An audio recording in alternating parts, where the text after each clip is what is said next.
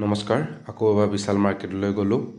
যেহেতু কাইলৈ জানৰ বিদ্যালয়ৰ প্ৰথম দিন বিদ্যালয়লৈ লৈ যাবৰ বাবে কিছুমান সামগ্ৰী ক্ৰয় কৰিবলৈ গ'লোঁ এফালে টিফিন চালোঁ এটা টিফিন ডাঙৰ যিটো খুব কমফৰ্ট হয় টিফিনটো ভাল লাগিল এই টিফিনটোৱে ক্ৰয় কৰিলোঁ যিহেতু টিফিনটো ষ্টীলৰ হয়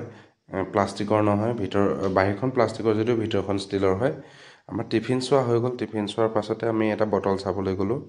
এইটো ভাল লাগিছে আটাইকেইটা বটলৰ ভিতৰত এইটো বটল ভাল লাগিল এইটো ক্ৰয় কৰিলোঁ ক্ৰয় কৰাৰ পাছতে জানৰ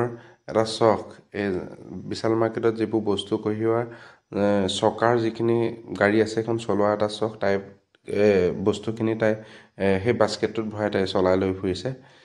ইতিমধ্যে প্ৰায়খিনি বস্তু আমাৰ ক্ৰয় কৰা হৈ গ'ল ক্ৰয় কৰাৰ পাছতে আকৌ এটা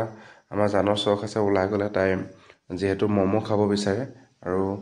যিহেতু আমি খুব কমেই ওলাই যাওঁ ঘৰতে থকা হয় প্ৰায়খিনি সময় অন্যান্য কামত ব্যস্ত হৈ থাকোঁতে ওলাই যাবলৈ নাপাওঁৱেই ওলাই গ'লে তাইৰ মনৰ ইচ্ছাখিনি পূৰণ কৰিব বিচাৰোঁ সেইকাৰণে আমি বিশালত আটাইবোৰ বস্তু বৈয়াম তিনিটাও ল'লোঁ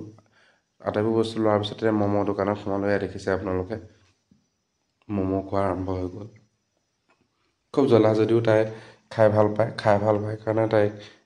গড়মূৰ বা কমলাবাৰী গ'লে আমি পাছবেলা সময়ত ম'ম' দোকানত সোমাওঁ আৰু ম'ম' খুৱাওঁ ফাষ্টফুড অন্য বস্তু খাবলৈ নিদিওঁ ম'ম'টো দিওঁ ম'ম'টো ইমান